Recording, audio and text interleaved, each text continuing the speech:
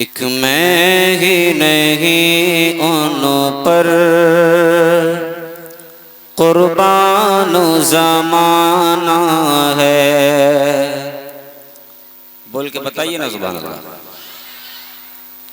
एक मैं ही नहीं उन पर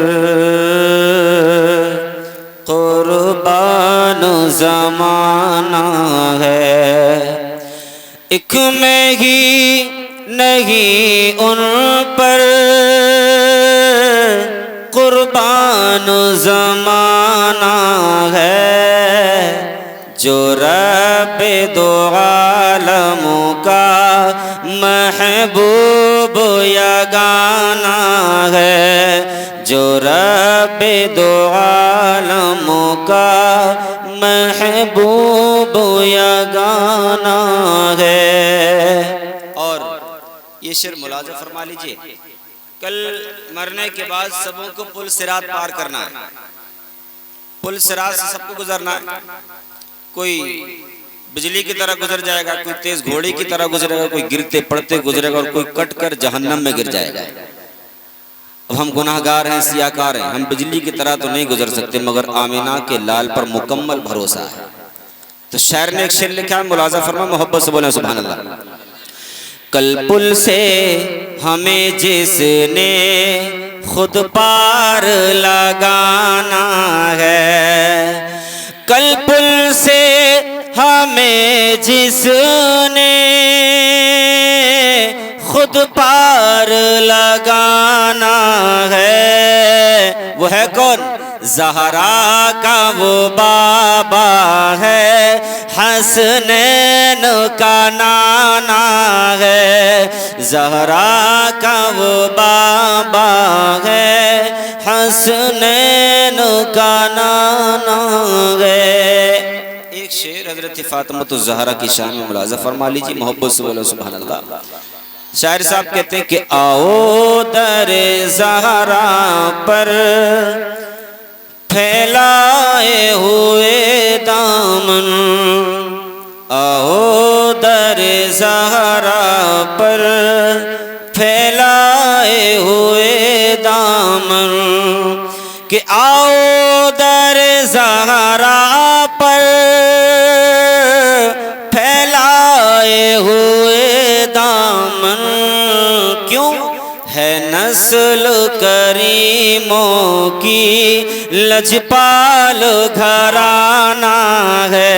नारे तकबीर, नारे रिसालत, फैज़ाने शहीद आदम, जिक्र शहीद आदम, मसलके आला हजरत शहंशाह तरन्नुम ज़ैनुल आबिदीन कानपुरी, माशाअल्लाह, आमदे शहंशाह तरन्नुम ज़ैनुल आबिदीन कानपुरी। नारे तकबीर, नारे रिसालत, माशाअल्लाह।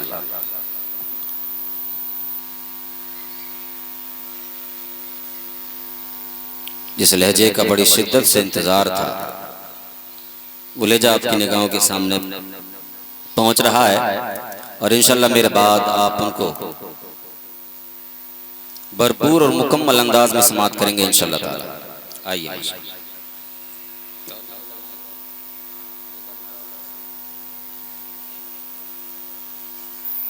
नारे तकबीर, नारे रिसालत, मसलके आला हजरत शायर इस्लाम ज़ैनुल आबिदीन साहब क़िबला। माशाअल्लाह।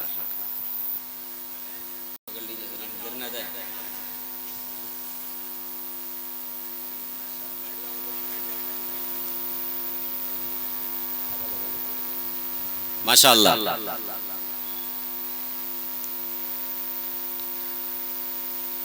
अरे भाई ज़ैनुल भाई को सुनना चाहते हैं आप लोग? नहीं, माशाअल्लाह सभी सुनना चाहते हैं और सभी की मोहब्बत है। मगर इनसे पहले थोड़ी देर मुझे सुन लीजिए, मोहब्बत के साथ दुरूद पाक पढ़ लीजिए। अल्लाहुम्मा सल्ली अला सय्यिदना मौलाना मुहम्मद बारिक वसल्लम सल्लु अलैहि सलातु व सलामुन अलैका या रसूलुल्लाह सल्लल्लाहु अलैहि वसल्लम।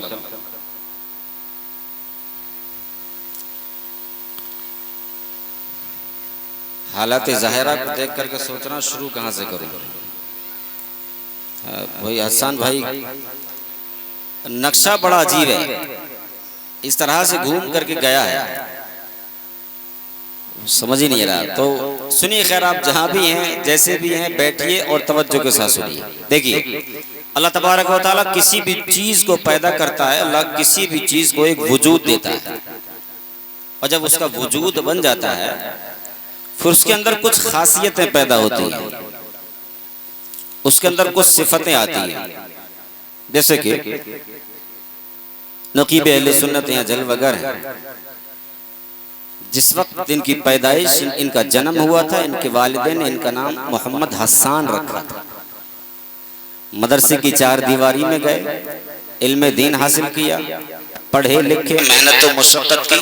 आज हिंदुस्तान के एक अजीम नकीब में शुमार होता है। आज इनको नकीब अहले सुन्नत कहा जाता है। मतलब ये कि पहले हसन थे, नकीब अहले सुन्नत बाद में है। मेरे बड़े भाई अली जनाब ज़ैनुल आबिदीन साहब क़िबला मद्दसिल्लाहु अलैहि, इनका जब जन्म हुआ, पैदाइश हुई, वालिदैन ने इनका नाम ज़ैनुल आबिदीन रखा। पढ़े लिखे, अल्लाह ने इनको गला दिया, आवाज दी, पढ़ा, कलाम पढ़ा, नाते मुस्तफ़ा पढ़ी, मनक़बतें पढ़ी, अल्लाह ने शोहरत अता फरमाई। आज पूरी इंडिया ही नहीं बल्कि हिंदुस्तान के बाहर दूसरे ममालिक के अंदर आज इनको सुना जाता है, इनके नगमे सुने जाते हैं। शायर अहले सुन्नत आज इनके नाम के आगे लगाया जाता है। मतलब ये कि ज़ैनुल आबिदीन पहले थे, शायर इस्लाम बाद में, शायर इस्लाम बाद में। मैं मोहम्मद निज़ामुद्दीन, मैं निज़ामुद्दीन पहले हूँ, मौलाना या मुक़र्रिर बाद में। तो पहले अल्लाह एक वजूद देता है और उस वजूद की फिर सिफतें बनती हैं। अब अगर आप समझना चाहते हैं तो थोड़ा जहन मेरे करीब कीजिए और आप मुझसे कनेक्ट रहें थोड़ी देर के लिए। बहुत लंबा चौड़ा खिताब नहीं होना है, थोड़ी देर के लिए आप मुझसे कनेक्ट रहें, इंशाअल्लाह ताला आपको बात समझ में आएगी। अल्लाह पहले वजूद देता है, उसके बाद में उसमें सिफतें आती है। जैसे कि और अगर समझना चाहते हो तो समझिए, जिस माइक के जरिए से मैं बोल रहा हूँ, ये माइक पहले है, आवाज बाद में है, और जिस शामियाने के तले आप बैठे, ये कपड़ा पहले, शामियाना बाद में बनाया गया। बात समझ में आ रही है तो मोहब्बत से बोलिए सुभान अल्लाह। इसको अगर और आप समझना चाहते हैं तो आप बरेली के अहाते और बरेली के ही करीब करीब में बैठे हैं, और बरेली का ये गांव है जो कि बरेली से बिल्कुल करीब में है। सरकार आला हजरत को कौन नहीं जानता है, और उसी खानदान में कितने मुरीदीन या ताजुश शरिया, कितने मुरीद हुजूर ताजुश शरिया से होंगे। सरकार अख्तर रजा खान पहले, ताजुश शरिया बाद में थे। अगर इसी सिलसिले को पकड़ा जाए तो आप समझने की कोशिश जरूर करेंगे।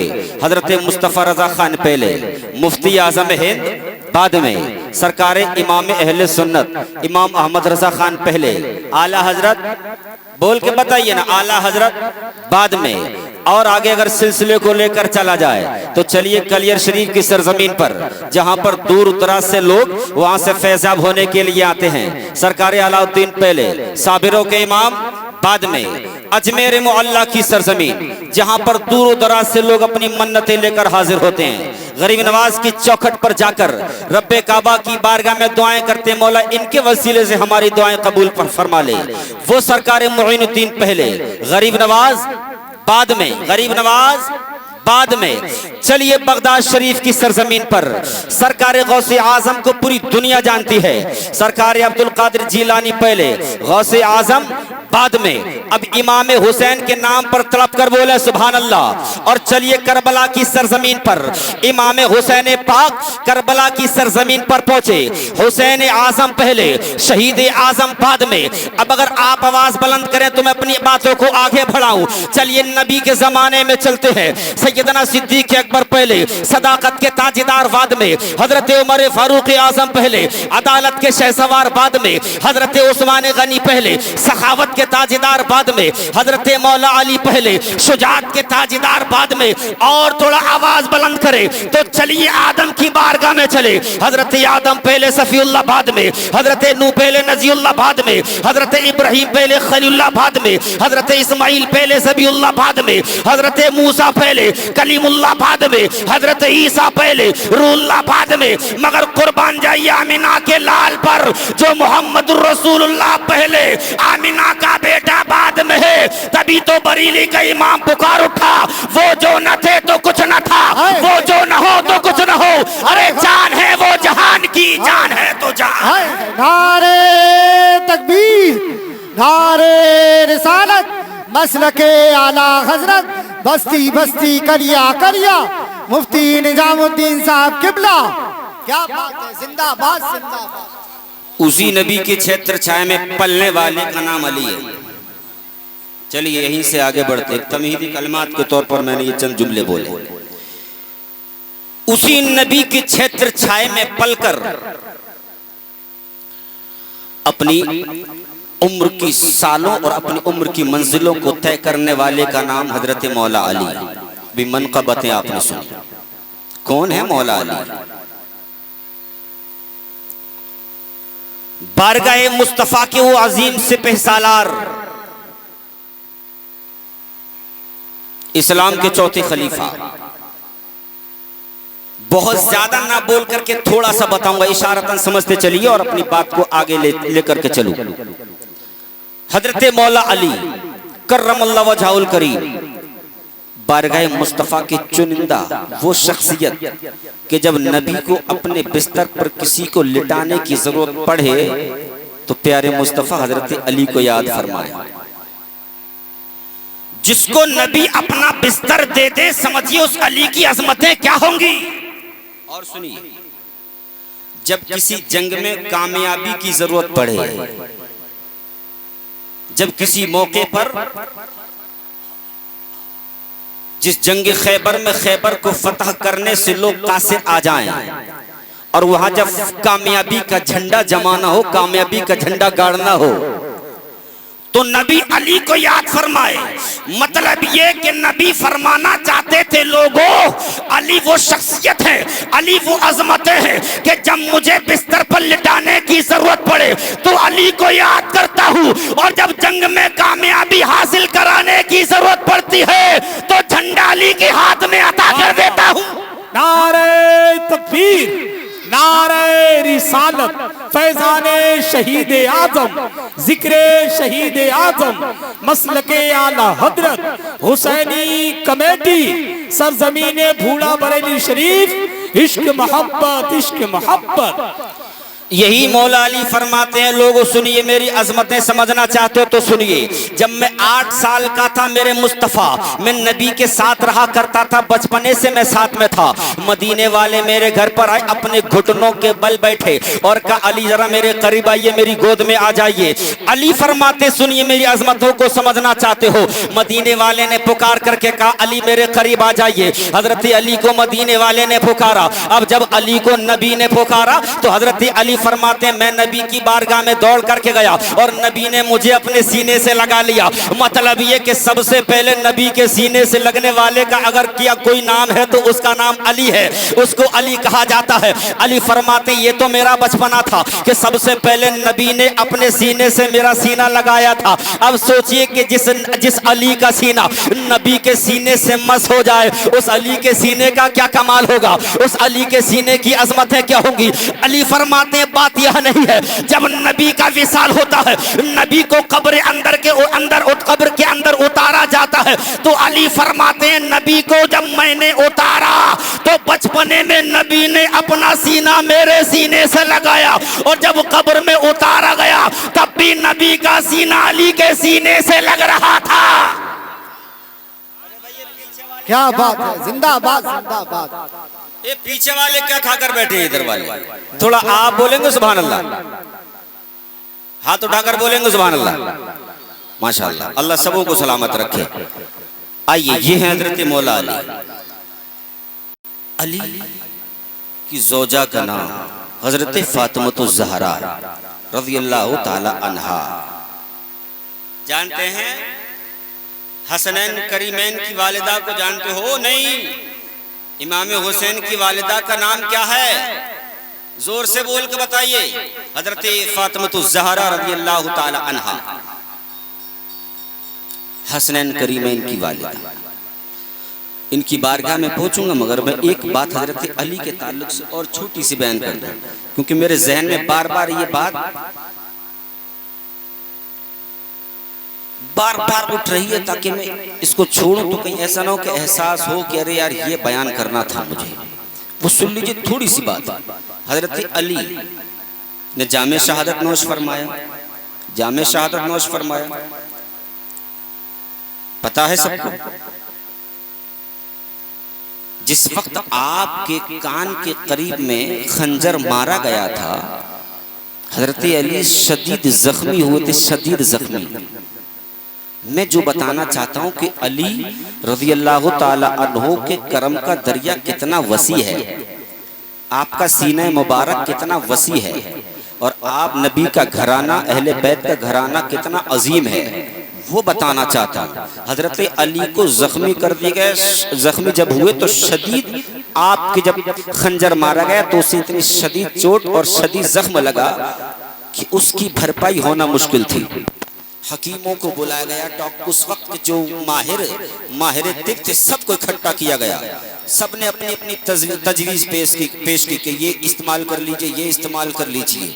एक हकीम साहब आए का, हुजूर आप दूध पी लीजिए और दूध में डालकर उन्होंने कोई दवाई दी, आप इसको पी लीजिए, आपके जिस्म में ताकत आ जाएगी, आपके जिस्म को मजबूती मिल जाएगी, आपको थोड़ी पावर मिल जाएगी। हजरत मौला अली की बारगाह में दूध का प्याला पेश की गई, दूध का प्याला पेश किया गया। ऐ अली, इस दूध के प्याले को आप नोश फरमा लीजिए।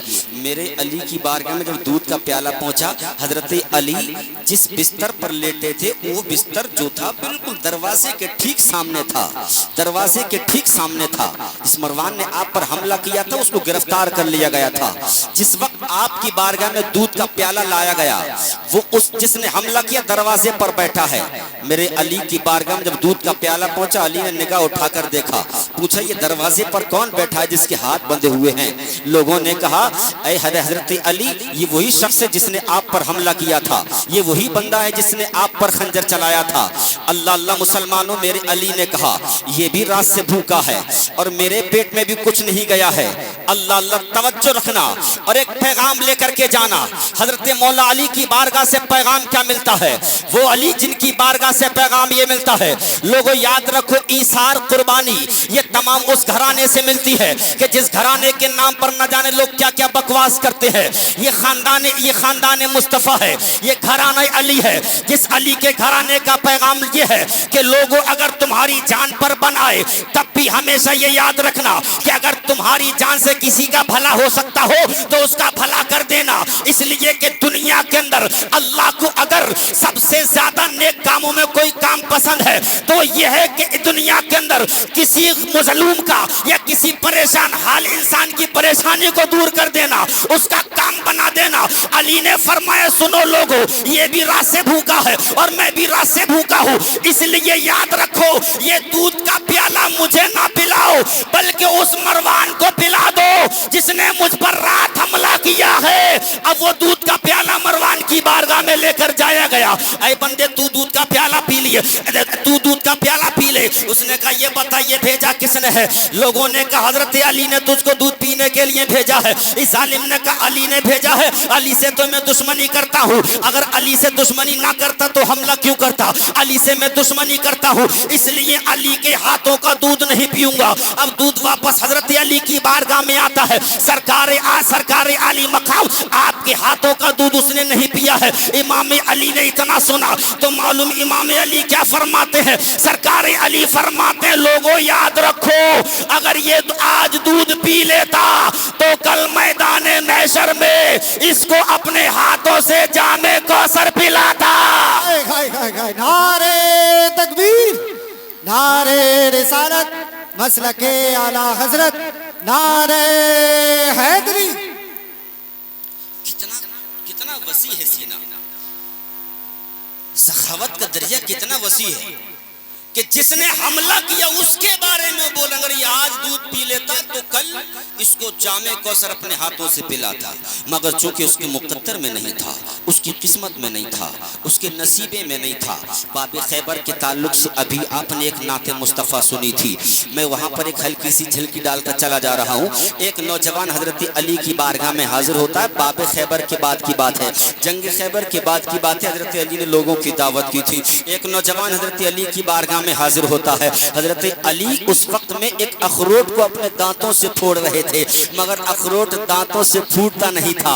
कभी इधर होता कभी इधर होता। नौजवान हजरत अली को देख रहा है, बड़ी टिकटिकी निगाहें बांध कर देख रहा है। हजरत मौला अली ने जब उसको देखा अपने करीब बुलाया, अरे नौजवान इधर आओ, क्या देख रहे हो? नौजवान हजरत अली की बारगाह में पहुंचा। हजरत अली ने पूछा क्या देख रहे थे? उस नौजवान ने कहा सरकार मैं कुछ नहीं, आपको देख रहा था। क्या अच्छा ये बताओ क्या सोच रहे थे? नौजवान ने कहा नहीं कुछ नहीं सोच रहा था। मौला अली ने पूछा बताओ ना क्या सोच रहे थे? नौजवान बोला सरकार कुछ नहीं सोच रहे थे। तो मालूम है हजरत अली ने क्या बोला? हजरत अली ने बोला मैं बताऊं या तुम बताओगे क्या सोच रहे थे? नौजवान ने कहा सरकार आप ही बता दीजिए। तो अब मौला अली की जबान सुन लीजिए। हजरत अली फरमाते सुन नौजवान, तू अब जो अपने मन अपने जहन में सोच रहा था वो ये सोच रहा था कि अली से अखरोट नहीं फूट रहा है तो बाबे खैबर को कैसे घाट से उखाड़ दिया। जुमला दे रहा हूं, हजरत अली फरमा रहे तू ये सोच रहा है कि अली से एक अखरोट नहीं फूट रहा है तो बाबे खैबर एक हाथ से कैसे उखाड़ दिया, एक हाथ से कैसे उखाड़ा, एक हाथ से कैसे उखाड़ा, एक हाथ से हजरत अली ने कैसे फेंक दिया और ढाल की जगह पर इस्तेमाल किया। कैसे मुमकिन? अली ने कहा नौजवान सुन, तो अरे नौजवान कान खोल कर सुन ले, वो बाबे खैबर था, बाबे खैबर। सुनिए, आज भी उस बाबे खैबर की तरह अगर दो चार बाबे खैबर और हो, अली उनको भी एक हाथ से उखाड़ कर फेंक सकता है। तवज्जो तवज्जो, अब सुनिए हजरत अली फरमाती है जो अखरोट में फोड़ रहा था, ये जो अखरोट है, अली फरमाते अखरोट में अपने जिस्मानी ताकत से फोड़ रहा, अपनी ताकत से फोड़ रहा। अब हजरत अली फरमाते अब तेरा सवाल ये होगा तो फिर बाबे खैबर कैसे उखाड़ा? अली ने कहा नादान, ये अखरोट फोड़ना ये मेरी अपनी ताकत, और जब बाबे खैबर को उखाड़ा था तो अपने ईमान की ताकत से उखाड़ा था। और ईमान की ताकत कभी कमजोर नहीं पड़ती। और अली का ईमान, अली का ईमान जिनके ताल्लुक से कहा गया, मेरे नबी ने फरमाया जो अली से मोहब्बत, जिसने अली से मोहब्बत की उसने अपना ईमान मजबूत कर लिया। क्या बात? और जो अली से अदावत करता है, अली से नफरत करता है, वो मुनाफिक है। हजरत अली से अदावत रखने वाले को नबी ने मुनाफिक कहा और अली से मोहब्बत करने वाले को कामिलुल ईमान कहा। पता ये चला कि अली की मोहब्बत अगर सीने में हो तो एक मुसलमान मुसलमान होता है, और अली की मोहब्बत सीने में ना हो तो नाम तो मुसलमान हो सकता है मगर काम मुसलमानी नहीं हो सकता। जी अली की बात, हजरत अली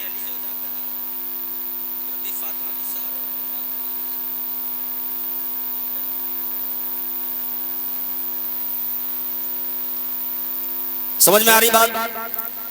कोई परेशान तो नहीं है? गर्मी बहुत है, शिद्दत की गर्मी है। जैनुल भाई बैठे हैं, इनको आप सुनेंगे इंशाअल्लाह ताला। हमारी माएँ बहनें बड़ी खुलूस के साथ बैठी हैं, समात करें। अल्लाह ताला इन सबों की हाजिरी कबूल फरमाए और बड़ी अकीदत के साथ आप सब हाजिर हैं। अल्लाह ताला आप सबों की अकीदतों को कबूल फरमाए।